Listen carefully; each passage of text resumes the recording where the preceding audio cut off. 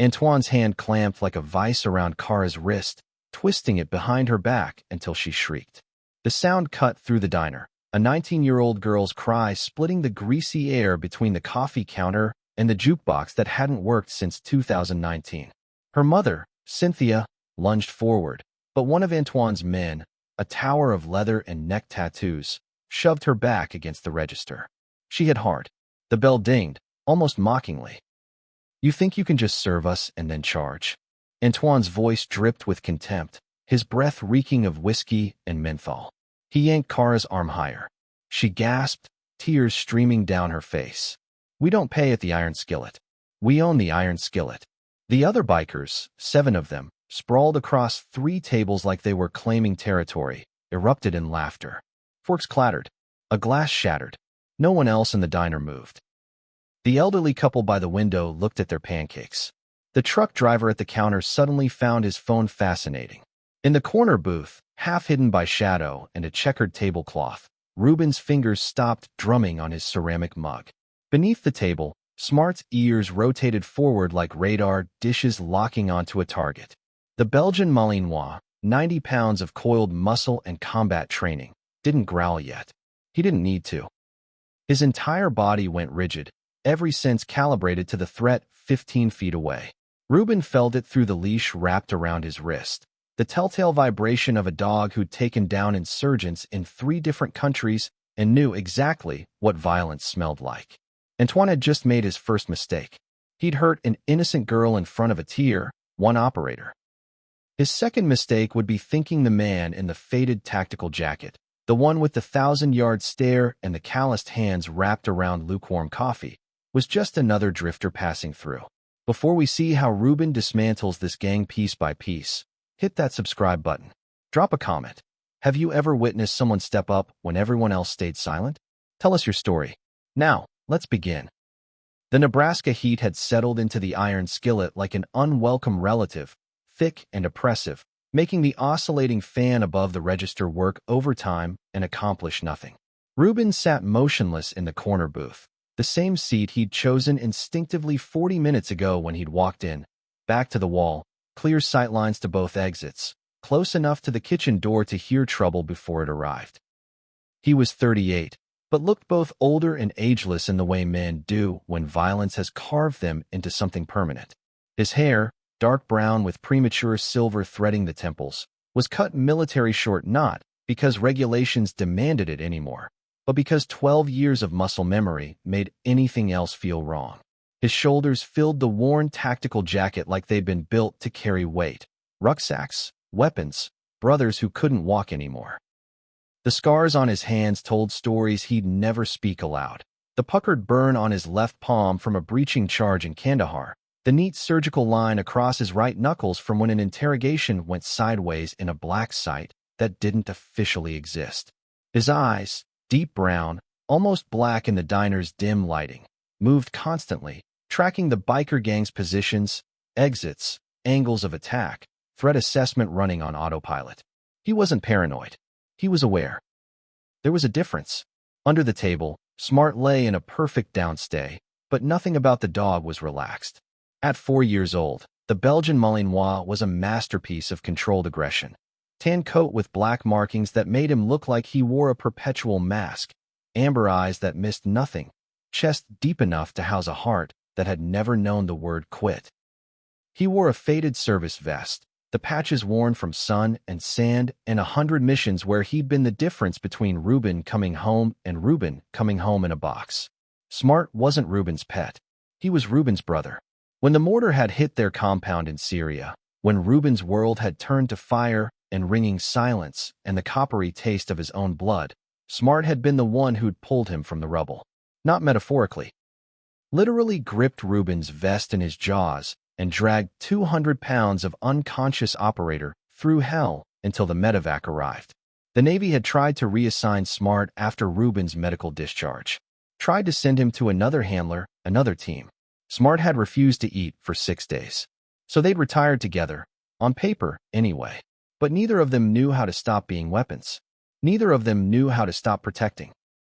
Which was why, when Cara's scream pierced the air, when her mother hit the register, When 7 bikers laughed like hyenas over fresh kill, Reuben's hand didn't shake. It steadied, and Smart's growl, low, primordial, promising, finally began to build. Reuben hadn't always been broken. There was a time, God, it felt like someone else's life now, when he'd been a kid from Omaha with a father who worked at the meatpacking plant and a mother who sang in the church choir every Sunday. He'd had dreams back then, small dreams. Maybe fix cars like his brother Charles. Maybe marry Sarah Henderson from his high school algebra class. Maybe have a couple of kids and coach Little League on weekends. Then September 11th happened, and Reuben was 17, and those dreams turned to ash in his mouth while he watched the towers fall on the television in his school's cafeteria. He enlisted 6 months later, the day after his 18th birthday. His mother cried. His father shook his hand and said nothing, but Reuben saw something break behind his eyes, the knowledge that his boy was walking towards something he might not walk back from. His father had been right. The boy who left Omaha never came home. A weapon came home instead, wearing his son's face. 12 years. For deployments that were officially acknowledged, and 9 that weren't. Missions in countries whose names would be redacted from any document. Operations that happened in the dark spaces between international law and absolute necessity. Reuben had killed his first man at 21 in a dusty compound outside Fallujah. He remembered the weight of it, the way the insurgents' eyes had gone wide with surprise, then empty. He'd vomited afterward, behind a burned-out truck, while his team leader stood watch and said nothing. By his 5th kill, he didn't vomit anymore. By his 20th, he'd stopped counting. Smart had entered his life on a blistering July morning in 2021 at the K-9 training facility in Lackland, Texas. Reuben had been rotating back stateside for specialized training, and the handler program had an opening. He'd almost declined. Dogs were a liability, something else to worry about, something else to lose. But his commanding officer had insisted. You need something that isn't made of gunpowder and bad decisions, Lieutenant, the CO had said. Try it for 6 months. Reuben had walked into the kennels expecting to feel nothing. Smart had looked up from his concrete run, those amber eyes locking onto Reuben's with an intelligence that was almost human, almost knowing, and something in Reuben's chest, something he'd thought was permanently dead, had shifted. The trainer, a grizzled master sergeant named Rodriguez, had opened the gate. This one's special, Rodriguez had said. Belgian Malinois, 3 years old. Washed out of 2 other handler programs because he's too aggressive, too protective, won't take orders from anyone he doesn't trust. We're about to retire him. Smart had walked up to Reuben, sat down precisely at his feet, and placed one paw on Reuben's boot. I think he just chose you, Rodriguez had said quietly. And that had been it. For 3 years, they'd been inseparable. Syria, Yemen, twice into situations so classified Reuben still couldn't speak the country names aloud. Smart had detected IEDs that would have vaporized entire teams. He'd taken down combatants twice his size. He'd found kidnapping victims buried in rubble. He'd pulled Reuben from that burning compound when Reuben's eardrums had been shattered and he couldn't hear the evacuation orders, when blood was running into his eyes and his left leg was shredded from shrapnel. Smart had dragged him 200 meters through enemy fire. Smart had saved 23 lives during his service career, according to official records. But the life that mattered most to Smart was the one sitting in a corner booth of the Iron Skillet, watching a girl get hurt and feeling that old, familiar rage building like a storm surge. If this story is hitting you in the chest, if you know what it means to find purpose in the darkest places, hit that subscribe button. Share this with someone who's ever felt broken. Drop a comment telling us where you're watching from. I want to see how far Reuben's story travels. Because this is about more than one man. This is about all of us trying to find our way home. The confrontation had been building for 10 minutes before Antoine grabbed Cara's wrist. Reuben had watched it unfold with the detached precision of someone reading a tactical manual. The bikers had rolled in like a thunderstorm. 7 Harleys, loud enough to rattle the diner's windows, parking at aggressive angles that blocked the entrance. They'd swaggered through the door with the confidence of men who'd never faced real consequences, leather cuts emblazoned with iron riders, and a skull wreathed in chains. Cynthia had served them without comment. Burgers, fries, coffee, pie. She'd moved with the careful neutrality of someone who'd learned that eye contact was dangerous, that speaking too loudly or too softly could trigger violence. Reuben had seen it before, in villages occupied by warlords, in towns controlled by cartels. The specific uniform changed, but the dynamic was always the same: predators and prey, and a civilian population that had learned to make themselves invisible. Cara was young enough, or maybe brave enough, or maybe just hadn't been broken yet, to make eye contact when she brought the check. That had been her mistake. $67.50, she'd said, her voice steady despite the tremor in her hands. Antoine, a 6'3" wall of muscle gone to fat, with a graying beard and eyes like chips of dirty ice, had picked up the check, looked at it, and then slowly, deliberately, torn it in half. "We don't pay," he'd said flatly. "Sir, you have to," Cara had started. That's when his hand had shot out. Now, with Cara whimpering and Cynthia pushed against the register and the other diners frozen in their seats like rabbits hoping the wolf wouldn't notice them, Antoine tilted his head and smiled. It was the smile of a man who'd been doing this so long he'd forgotten what fear tasted like. "You know what's beautiful about this town?" Antoine said conversationally, loud enough for everyone to hear. "Nobody does a goddamn thing. Not the cops. Not the mayor. Not these good people eating their pancakes." He squeezed Cara's wrist harder. She cried out. "Because everybody knows. Cross the Iron Riders, and you don't just lose your business. You lose a lot more than that." One of his men, a stringy guy with a swastika tattoo crawling up his neck, laughed and slapped the table. "Remember that mechanic? What was his name?" "Henderson," another biker supplied. "Had that garage on Route 77. Thought he could call the state police." "Yeah." Antoine's smile widened. "Garage burned real nice." "He burned nicer." Cynthia made a sound, half sob, half gasp, and Reuben watched the hope drain from her face like water from a cracked vessel. This wasn't new. This was a script these people had performed before, with different victims, same outcome. The temperature in the corner booth dropped 20 degrees. Reuben stood up. He didn't stand quickly. He didn't make a show of it. He simply unfolded from the booth with the mechanical precision of someone whose body had been trained to move as a weapon system. Every motion economical, zero energy wasted. 6'1", 215 pounds of muscle and scar tissue and bone-deep exhaustion. Smart rose with him, silent as smoke. 7 pairs of eyes swiveled toward the corner. The laughter died. Reuben walked toward Antoine with the same measured pace he'd used approaching buildings that might be rigged to explode. Steady, inexorable, utterly calm. His boots made no sound on the linoleum. His hands hung loose at his sides. His face showed nothing at all, which was somehow more terrifying than rage would have been. "Let her go," Reuben said quietly.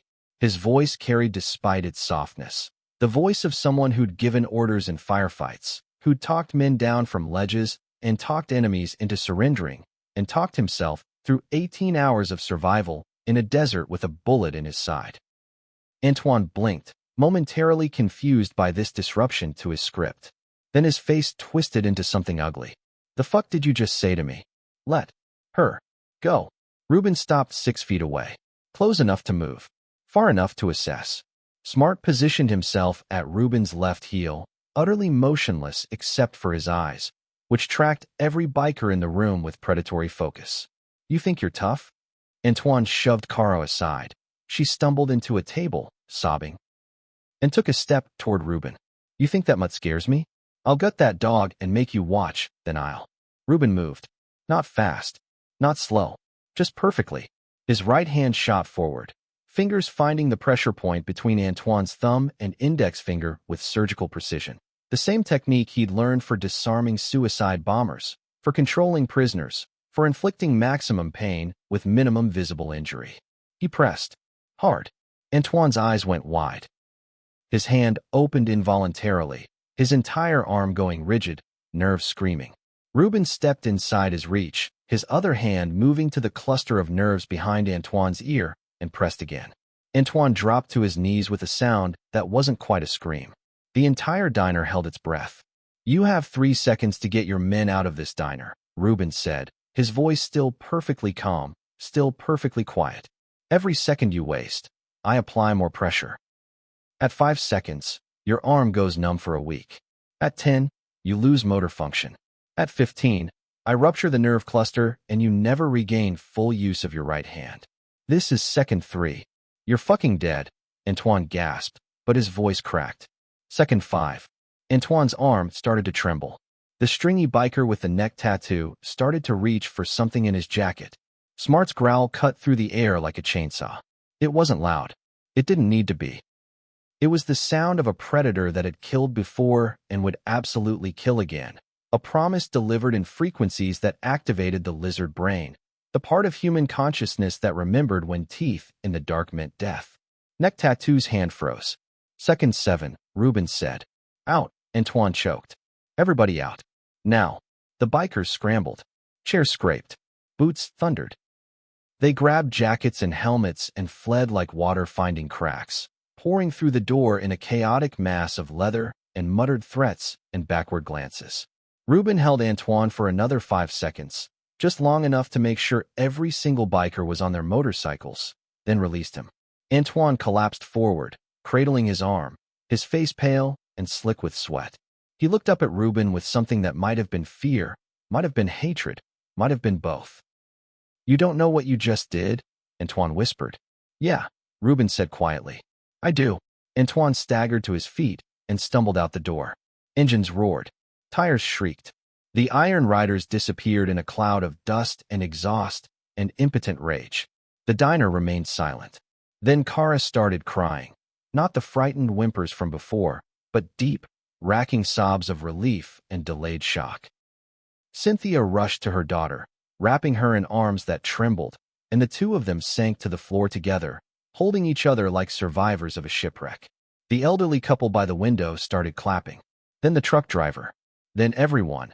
A wave of applause that felt both grateful and guilty, the sound of people celebrating someone else's courage because they'd had none of their own. Reuben didn't acknowledge it. He walked back to his booth, sat down, and picked up his coffee. Cold. He drank it anyway. Smart settled at his feet, resting his chin on Reuben's boot.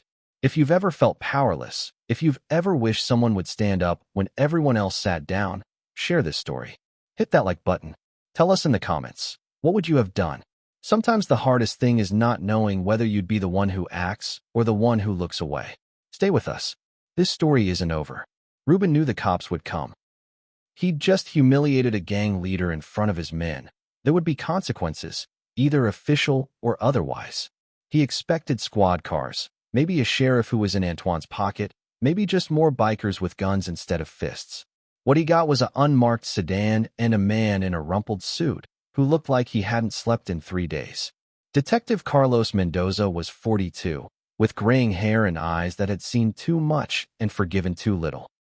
He slid into the booth across from Reuben without asking permission, set a manila folder on the table, and studied Reuben with the flat assessment of a career cop who'd learned to read people the way priests read scripture.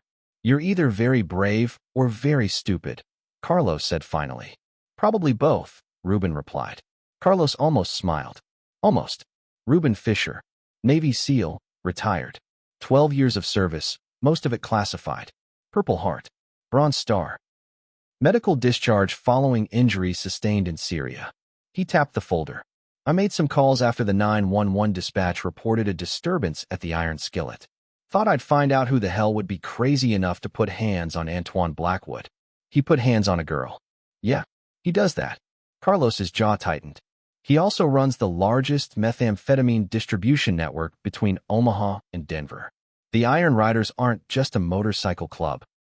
They're a criminal enterprise worth about $8 million a year. Protection rackets, drug trafficking, gun running, probably human trafficking, though we haven't proven it yet. Reuben said nothing, just watched Carlos's face. You know what the worst part is? Carlos leaned forward, and for the first time, Reuben saw past the cop facade to the exhausted, furious, heartbroken man underneath. I know all of this. I've been investigating the Iron Riders for 4 years. I have witnesses who've recanted. Evidence that's disappeared. A district attorney who won't prosecute because his daughter got photos in the mail, photos of her walking to school, with a note saying nice kid, would be a shame. I have a sheriff, Mary Kellerman, who takes cash payments and looks the other way. He opened the folder. Inside were photographs, crime scenes, burned buildings, bodies. Reuben had seen worse, but these hit different. These were civilians. Shop owners. A teacher. A mechanic whose name had been Henderson. This one's from last year, Carlos said, pointing to a photo of a house reduced to blackened timbers. Family of 4. The father testified in front of a grand jury. His house burned 2 days later. Wife and 2 kids were inside. His voice cracked, just slightly. They were 9 and 7. The coffee in Reuben's stomach turned to acid. I can't touch Antoine, Carlos continued. Not through legal channels. Not anymore. The system is broken here. The system is Antoine. He looked at Reuben with something that wasn't quite hope, wasn't quite desperation, but lived somewhere between. But you're not part of the system. You're not a cop. You're not bound by evidence protocols and chain of custody, and the fact that my only witness just recanted this morning because her cat showed up on her porch with its throat cut. You're asking me to do something illegal, Reuben said quietly. I'm asking you to help me save this town.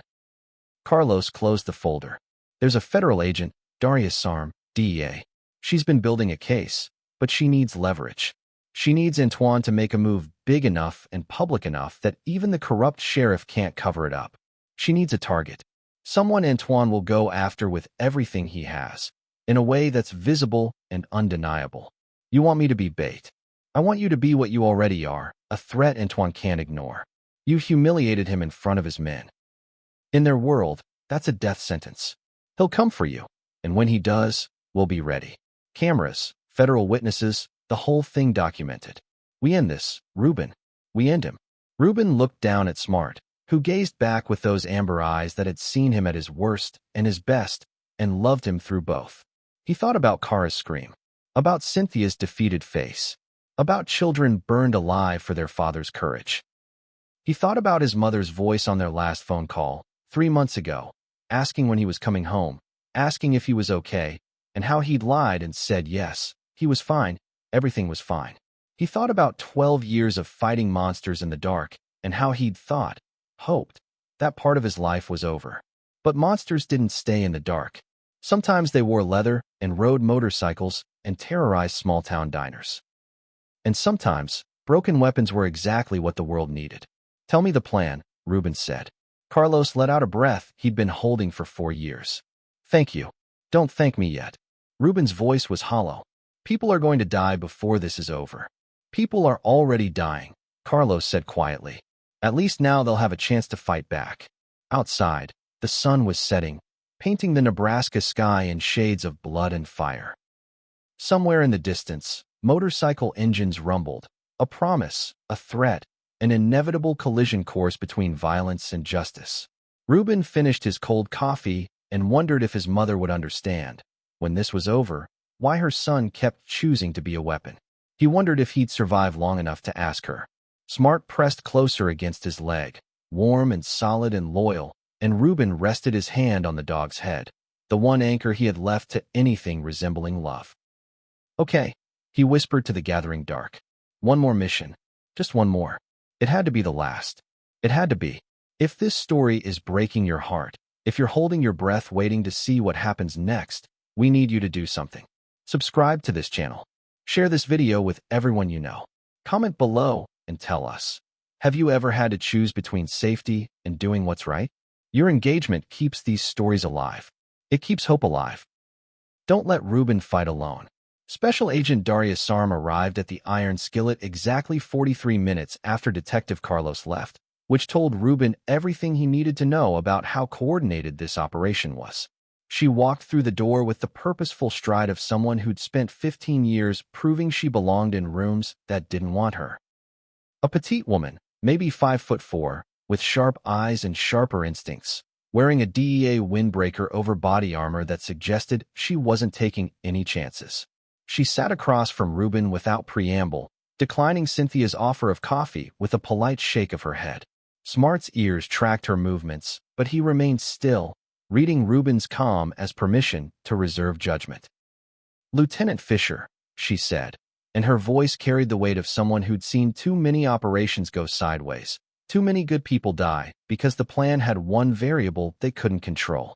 I'm going to be direct because I don't believe in wasting a soldier's time with bureaucratic bullshit. Despite everything, Reuben almost smiled. Appreciated. What Detective Mendoza told you is true. All of it. The Iron Riders are a cancer, and Antoine Blackwood is the tumor we need to cut out. But here's what Carlos doesn't know, because it's above his clearance level. She pulled out a tablet, swiped through several screens, and turned it toward Reuben. 3 weeks ago, we intercepted communications suggesting the Iron Riders are expanding. They're not just moving meth anymore. They've made contact with a Mexican cartel, Los Zetas splinter group, about moving fentanyl, weapons, and according to our intelligence, young women. The screen showed surveillance photos. Antoine meeting with men in expensive suits, handshakes outside a warehouse, trucks with hidden compartments. The trafficking? Reuben's voice was carefully neutral, but his hands had formed fists without his permission. We have evidence suggesting they've moved at least 17 girls in the past 6 months. Runaways mostly. Girls from broken homes, foster systems, the kind of kids nobody reports missing because nobody's looking. Daria's jaw tightened. The youngest was 13. Reuben felt something cold and ancient unfurl in his chest. The part of him that had put bullets in men's heads and slept fine afterward. The part that understood some people were beyond redemption. The problem, Daria continued, is that we need them to act. We need Antoine to commit a federal crime in a way that's so visible, so undeniable, that even the corrupt local infrastructure can't bury it. We need him to escalate beyond intimidation into actual violence, and we need it documented. You need me to make him so angry he stops being careful, Reuben said. Yes. Daria didn't flinch from it. You already humiliated him. In his world, that means you've challenged his authority.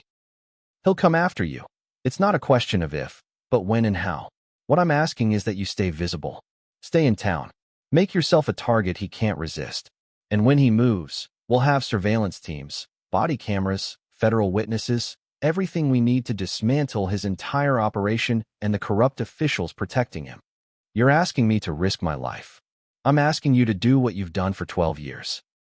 Put yourself between innocent people and the predators hunting them. She leaned forward, and for the first time, Reuben saw past the federal agent facade to something raw underneath. My niece, Sophie, she's 19. Sophomore at Nebraska State. Last month, she was driving home from class and the Iron Riders ran her off the road. Didn't touch her, didn't say anything, just forced her into a ditch and rode away laughing. She called me crying, terrified, and you know what I had to tell her? I had to tell her not to file a report because it would make things worse. I had to tell my own blood to stay silent because the system I've dedicated my life to is too broken to protect her. Her voice cracked, just slightly. So yes, I'm asking you to risk your life. But I'm also promising you that if you do this, we end them. All of them. And girls like Sophie, girls like Cara, they get to live in a town where ordering coffee doesn't require courage. Reuben looked at Smart, who'd been watching this exchange with the focused intensity of a dog who'd learned to read human emotion like a second language. The Malinois tilted his head slightly, and Reuben could have sworn there was a question in those amber eyes. Are we doing this? What's the timeline? Reuben asked. Antoine will move within 48 hours. Men like him can't tolerate disrespect. It undermines everything. He'll either come after you directly or target something you care about to draw you out. I don't have anything I care about. The words came out more hollow than Reuben intended. Daria's expression softened with something that might have been pity. Everyone has something, Lieutenant. The question is whether Antoine figures out what before we're ready. She stood, handed him a card with a phone number, nothing else. When it starts, call that number. We'll be close, but not close enough to spook them. You'll have maybe 3 minutes between when violence starts and when we can intervene. 3 minutes where you're on your own. 3 minutes is a lifetime in a firefight, Reuben said quietly. Then I guess it's lucky you're very good at staying alive. She left without another word, and Reuben sat in the gathering darkness of the diner. Cynthia having closed early after the day's violence. Just one man and one dog, and the crushing weight of a decision that wasn't really a decision at all. His phone buzzed. A text from a number he hadn't called in 4 months. Hey bro, you still in town? Want to grab a beer? Charles. His younger brother, 35, still living in the same town where they'd grown up, still fixing cars at the same garage their father had worked at before the cancer took him. Charles, who'd gotten married last year to a kindergarten teacher named Beth. Charles, who was thinking about kids, about building a life that looked nothing like Reuben's. Charles, who had no idea what storm was coming. Reuben's fingers hovered over the keyboard. He should warn him. Should tell Charles to take Beth and leave town for a week, maybe longer. Should protect the only family he had left. But warning Charles meant explaining, and explaining meant admitting what Reuben was about to do. And admitting it meant Charles would try to stop him, or worse, try to help. Sorry man, really busy.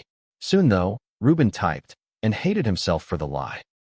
If you've ever had to choose between protecting someone you love and telling them the truth, you know the weight Reuben's carrying right now. Hit that subscribe button if this story is tearing you apart. Share this with someone who understands what it means to be alone even when you're surrounded by people who care. Comment below, what would you tell someone you loved if you knew you might not survive the week? We need to hear from you. Your voice matters. The call came at 2:47 a.m., 41 hours after Daria's visit.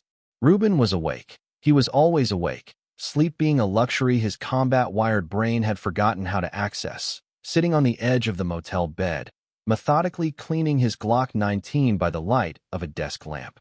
Smart slept nearby, but the kind of sleep that was more like a tactical pause, ready to activate in seconds. The phone number was Charles's, but the voice wasn't. Lieutenant Fischer. Antoine's voice was calm, almost pleasant, which made it infinitely more terrifying. I hope I'm not disturbing your beauty sleep. Reuben's hand tightened on the phone. Where's my brother? Your brother is fine. He's right here, actually. At his garage. Working late on a '67 Mustang, classic American muscle, real beautiful machine. Say hi, Charles. There was a muffled sound, a grunt of pain. Then Charles's voice, tight with fear. Reuben, don't. The sound of a fist hitting flesh. Every muscle in Reuben's body went rigid. Smart was on his feet instantly, reading the rage that poured off Reuben like heat from asphalt. Now, here's how this is going to work. Antoine continued conversationally. You embarrassed me in front of my men. That's unacceptable. So I've got 7 of my boys here with your little brother, and we're trying to decide what to do with him. Some of them want to break his hands. He can't fix cars without hands, right? Others think maybe we burn the garage down with him inside. Poetic justice for what happened to that Henderson family you probably heard about. Touch him again and I'll kill you, Reuben said, his voice utterly flat. See, that's the spirit. That's what I wanted to hear. So here's the deal. You've got 30 minutes to get to the old agricultural warehouse on County Road 19, the one everybody calls the Iron Compound. You come alone, you come unarmed, and maybe, your brother gets to keep breathing. You call the cops, you bring friends, you do anything except exactly what I tell you. And Charles goes home to his pretty wife in pieces. Do we understand each other? Yes. Excellent. Clock's ticking, Lieutenant. Hope you drive fast. The line went dead. Reuben sat motionless for exactly 5 seconds, running calculations. Distance to the compound, probable number of hostiles, weapons they'd have, tactical advantages, exit strategies, probability of survival. The math wasn't good. He didn't care. He grabbed the burner phone Daria had given him, typed a single text. They have Charles. Iron Compound. 30 minutes. Moving now. The response came in seconds. Do not engage. We need 45 minutes to position teams. Wait for US. Reuben looked at the message, then at Smart, who watched him with absolute trust. Sorry, Daria, he whispered, and threw the burner phone in the trash. Because some things mattered more than operations in federal cases and long-term strategic thinking. Some things were simple. A brother was in danger, and Reuben had already lost too many people he loved to the machinery of violence. He wouldn't lose Charles. Not tonight. Not ever. He grabbed his tactical vest from the closet, the one he'd told himself he'd never wear again, the one that still smelled faintly of cordite and desert sand. Checked his Glock, loaded 3 extra magazines, strapped a knife to his belt. Smart's vest came next, the K9 armor that had stopped shrapnel in Syria, and as Reuben secured the straps, the dog's whole body vibrated with anticipation. One more mission, Reuben said quietly, resting his forehead against Smart's. Just one more, and then we're done. I promise. Smart licked his face once, a gesture of absolute devotion, absolute readiness. They walked out of the motel room into a Nebraska night that was all stars and silence, and the distant rumble of destiny arriving right on schedule. The iron compound sat on 17 acres of abandoned farmland, a sprawling complex of warehouses and outbuildings surrounded by chain-link fence and razor wire. Reuben parked his truck a quarter-mile away, approached on foot through a cornfield that hadn't been harvested, the dead stalks whispering in the wind like witnesses to a coming violence. He'd scouted this location 2 days ago, during daylight, taking photos with a telephoto lens while pretending to be a birdwatcher. Old habits. Always know the battlefield before you step onto it. The main warehouse had 3 entrances. Front loading dock, side personnel door, back emergency exit that was probably chained. 6 windows, all high and narrow. Motion sensors on the corners, but outdated models, the kind you could fool with careful movement. 2 guard positions visible during daytime reconnaissance, probably 4 at night. Inside, they'd have Charles. Probably bound, definitely surrounded, bait in a trap that was supposed to close on Reuben the moment he walked through the door. Antoine was planning an execution. Reuben was planning a war. He moved through the darkness like smoke, Smart ghosting at his heels, and when they reached the fence line, Reuben used bolt cutters to create an entrance that wouldn't trigger the pressure sensors. They slipped through, low and fast, using shadows and angles the way other men use tools. The first guard never knew what hit him. Reuben came from behind, one arm around the throat in a blood choke that cut oxygen to the brain, and the guard was unconscious in 4 seconds. Reuben zip-tied his hands, gagged him with his own bandana, and dragged him behind a storage container. The second guard was smoking a cigarette near the side entrance, his rifle slung carelessly across his back. Smart went first. A blur of tan and black launching from the darkness, jaws clamping onto the guard's arm before he could even process what was happening.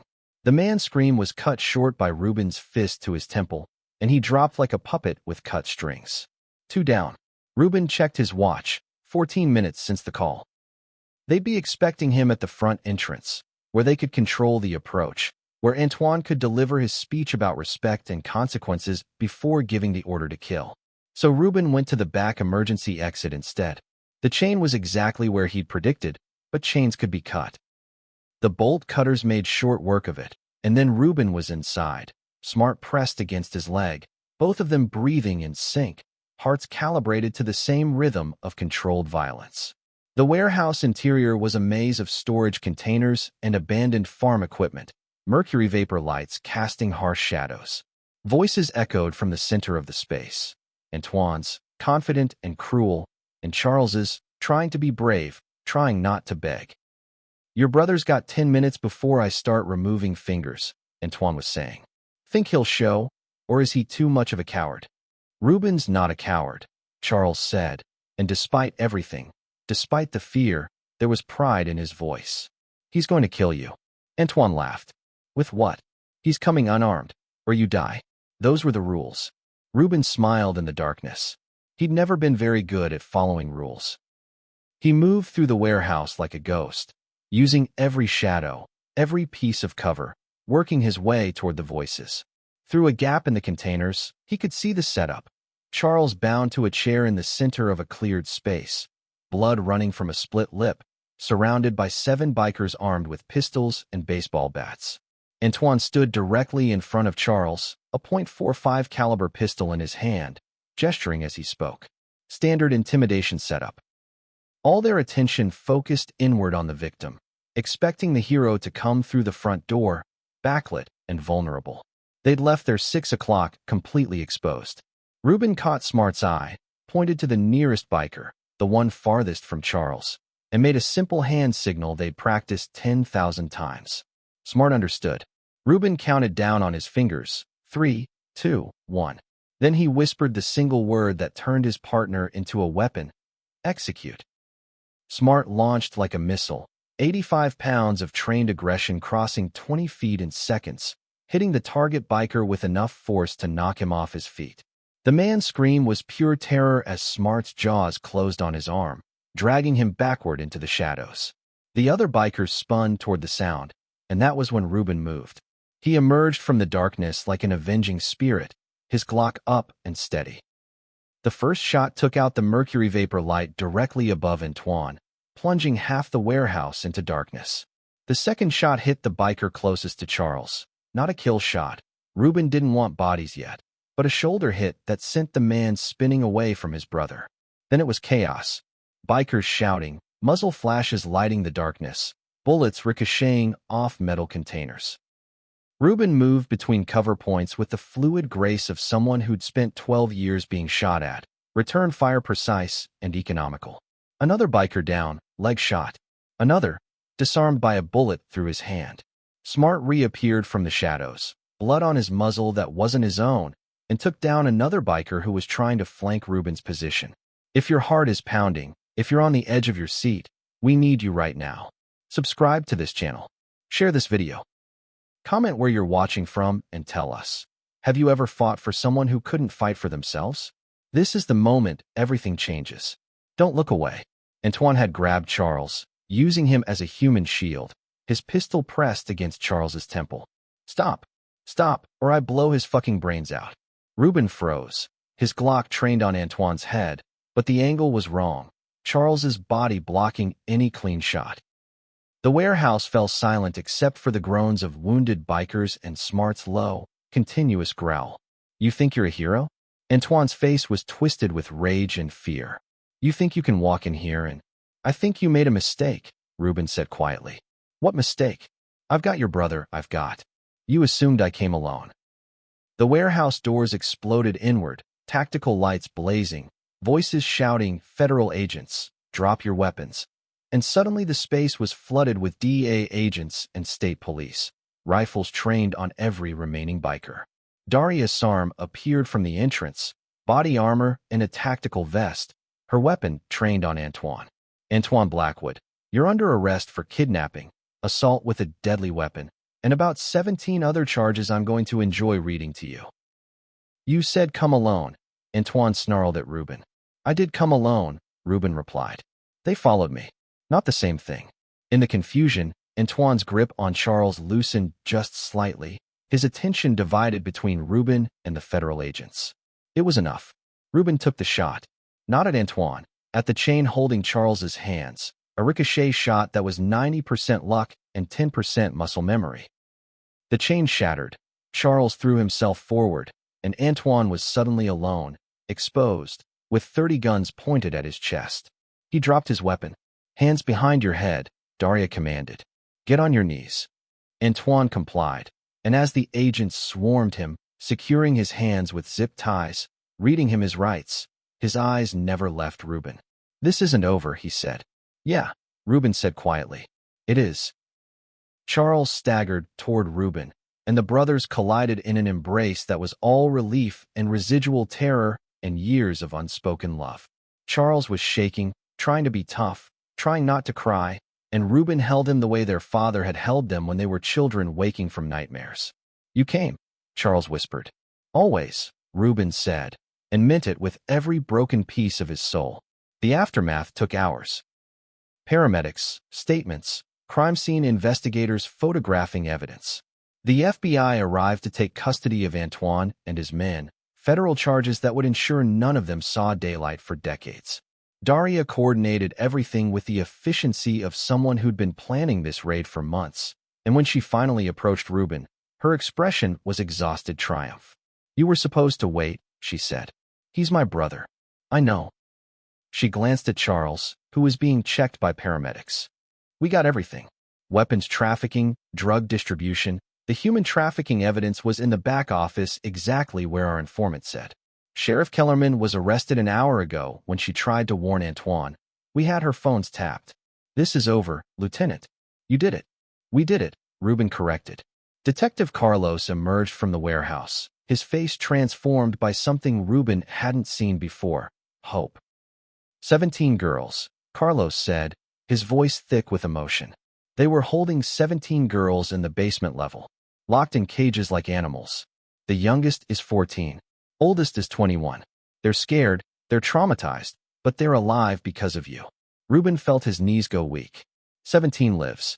17 daughters, sisters, someone's missing child. Smart pressed against his leg, sensing his human's distress, and Reuben buried his hand in the dog's fur to keep from collapsing under the weight of what they'd just prevented. The families, Reuben managed. Someone needs to. Already done, Darius said gently.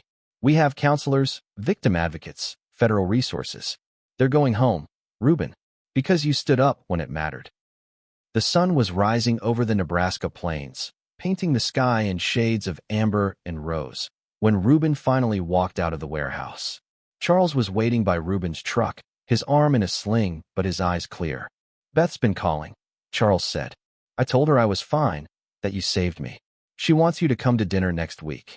I don't know if I'll still be in town, Reuben said automatically. Where else you gonna go? Charles's smile was sad, knowing. You've been running for 12 years, Reuben. Don't you think it's time to stop? Before Reuben could answer, Cynthia's car pulled up, Cara in the passenger seat. Cynthia got out and walked straight to Reuben, and without warning, she hugged him with the fierce strength of a mother who'd spent too many years being afraid. Thank you, she whispered. Thank you for my daughter. Thank you for all of us. Cara was crying, but they were good tears, clean tears, the kind that washed away trauma instead of creating it. She hugged Smart, burying her face in his fur, and the Malinois accepted it with the patient grace of a dog who understood comfort. Detective Carlos approached, extending his hand. The city council met this morning. Emergency session. They're creating a new position, private security consultant for community protection. It pays $40,000 a year, includes benefits, and the job description is basically, be Reuben Fischer. They're hoping you'll take it. Reuben stared at the extended hand. I'm not a cop. No, you're better. You're someone who gives a damn.